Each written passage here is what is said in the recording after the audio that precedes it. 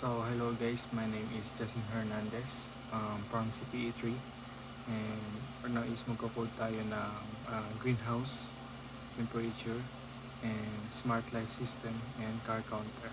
So let's start. So unahin na natin ang greenhouse temperature. So ito ang mga kailangan natin sa pag ng greenhouse temperature. So number 1 is Arduino Uno o katulad na microcontroller board. Number 2 is temperature sensor. So halimbawa is DHT11 or DHT22. Number 3 is relay model. Number 4 is device para sa pag-init o pagpalamig. Number 5 is jumper wires. 6 is breadboard. And 7 is yung pinagmumula ng kuryente. So ito yung code niya. So try natin to i-run for Arduino. So ginagamit natin ang DHT library upang mapag-ugnay sa temperature sensor. So sa loob ng loop function, patuloy natin binabasa ang temperature mula sa sensor. So kung ang temperature ay mas mababa sa inaasahang temperature, iwan natin ang relay upang paganahin ang device para sa pag-init o pagpalamig. So kung ang temperature ay nasa mas mataas o mas inaasahang temperature, enough natin ang relay upang patayin ang device para sa pag-iinit o pagpapalamig.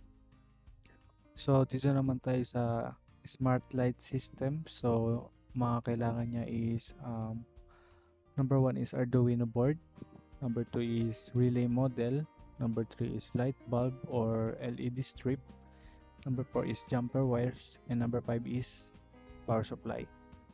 So ito yung code niya. So try din natin i-run sa Arduino.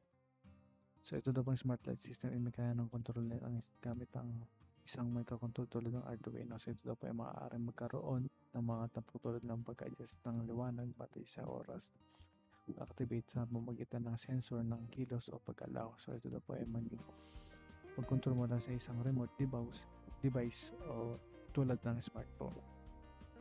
So dito naman po tayo sa car counter. So mga kailangan po natin is Arduino board. Number 2 is IR sensor module or ultrasonic.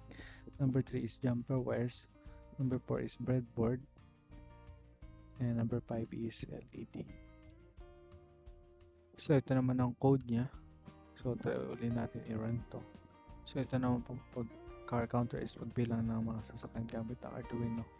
Isang simpleng proyekto sa nagtutukoy sa pag-detect ng mga sasakyan na dumadaan at pagbibilang nila. So karaniwang kasama sa proyekto ito ang mga sensor para makadetect ng presensya ng mga sasakyan at isang microcontroller para proseso ng data ng sensor at magbilang.